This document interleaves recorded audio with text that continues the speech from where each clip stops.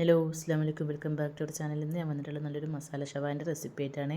നല്ല ടേസ്റ്റി ആയിട്ടുള്ള നമുക്ക് ഓവനും ഗ്രില്ലൊന്നും വേണ്ട, നമുക്ക് കുക്കറിൽ തന്നെ ഈസി ആയിട്ട് സിമ്പിളായിട്ട് ഉണ്ടാക്കിയെടുക്കാൻ പറ്റുന്നുള്ളൊരു റെസിപ്പി ആയിട്ടാണ് വന്നിട്ടുള്ളത്. അപ്പോൾ ഇങ്ങനെ ഉണ്ടാക്കാൻ നോക്കിയാലോ. ഞാനിവിടെ ഒരു ബൗൾ എടുത്തിട്ടുണ്ട്. ഇതിലേക്ക് ഞാൻ വിനാഗിരി എടുത്തിട്ടുണ്ട്. 1/2 കപ്പ് ഇല്ല, 1/4 കപ്പും പിന്നെ 2 ടേബിൾ സ്പൂണും എടുത്തിട്ടുണ്ട് വിനാഗിരി. പിന്നെ 1 കപ്പ് വെള്ളവും ഒഴിച്ച് കൊടുക്കുക. എന്നിട്ട് ഒരു 10-15 വറ്റൽമുളകാണ് ചേർത്ത് കൊടുത്തിട്ടുള്ളത്. ഇത് നന്നായിട്ടൊന്ന് മിക്സ് ചെയ്തിട്ട് ഒന്ന് മാറ്റി വെക്കുക.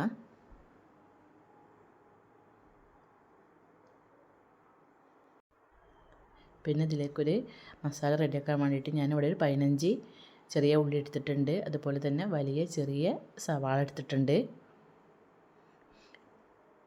2 പീസ് ഇഞ്ചി എടുത്തിട്ടുണ്ട്. അതുപോലെ തന്നെ ചെറിയൊരു തക്കാളി എടുത്തിട്ടുണ്ട്.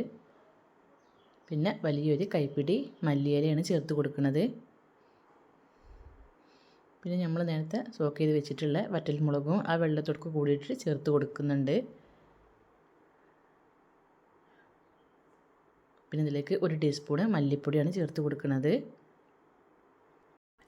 ഇതിലേക്ക് 1 ടീസ്പൂണ് ഗരം മസാലപ്പൊടി ചേർത്ത് കൊടുക്കുക. പിന്നെ 1/4 ടീസ്പൂണ് മഞ്ഞൾപ്പൊടി, ആവശ്യത്തിന് ഉപ്പും കൂടി ചേർത്ത് കൊടുക്കുക.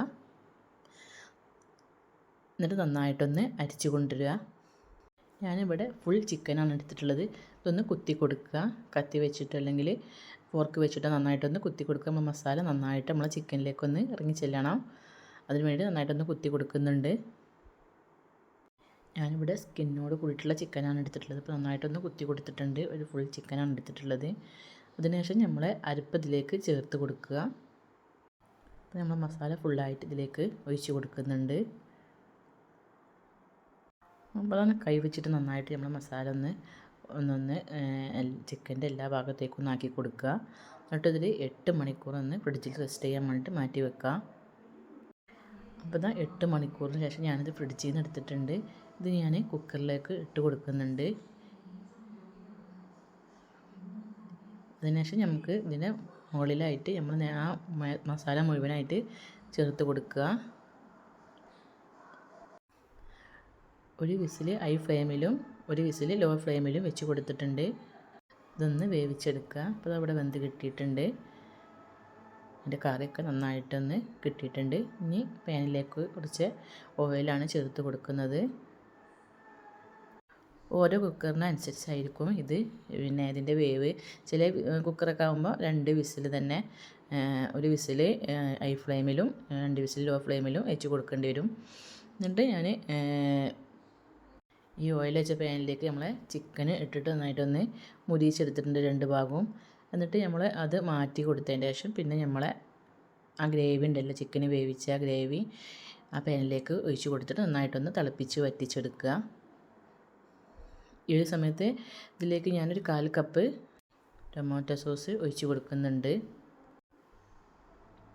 നന്നായിട്ടൊന്ന് മിക്സ് ചെയ്തിട്ട് കുറുകി വന്നതിന് ശേഷം നമ്മളെ ചിക്കന് ഇതിലേക്ക് ചേർത്ത് കൊടുക്കുന്നുണ്ട്. എന്നിട്ട് നന്നായിട്ട് ഗ്രേവിയൊക്കെ ചിക്കൻ്റെ മേൽക്കൊന്ന് ഒഴിച്ച് കൊടുക്കുക.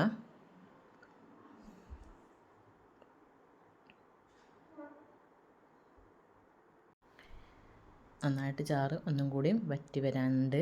നിങ്ങൾ എൻ്റെ ചാനൽ ആദ്യമായിട്ട് കാണുന്നവരാണെങ്കിൽ ലൈക്ക് ചെയ്യുക, ഷെയർ ചെയ്യുക, സബ്സ്ക്രൈബ് ചെയ്യാതെ ഏതെങ്കിലും കൂട്ടുകാർ കാണുന്നുണ്ടെങ്കിൽ ഒന്ന് സബ്സ്ക്രൈബ് ചെയ്ത് സപ്പോർട്ട് ചെയ്യണേ. അപ്പോൾ നമ്മളെ ചാറൊക്കെ ഇവിടെ നന്നായിട്ട് കുറുകി വന്നിട്ടുണ്ട്. നമ്മളെ ചിക്കനിൽ നന്നായിട്ട് പിടിച്ചിട്ടുണ്ട്.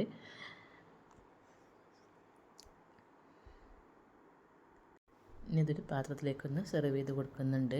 അപ്പോൾ നല്ല ടേസ്റ്റ് ആയിട്ടുള്ള, നല്ല സൂപ്പർ ടേസ്റ്റ് ആയിട്ടുള്ള, പെട്ടെന്ന് ഉണ്ടാക്കാൻ പറ്റിയിട്ടുള്ള നല്ലൊരു ഷവായ റെസിപ്പിയാണ്. എല്ലാവരും ഉണ്ടാക്കി നോക്കുക, ഫീഡ്ബാക്ക് അറിയിക്കുക. മറ്റൊരു വീഡിയോ ആയിട്ട് കാണുന്നവരെ താങ്ക്സ് ഫോർ വാച്ചിങ്.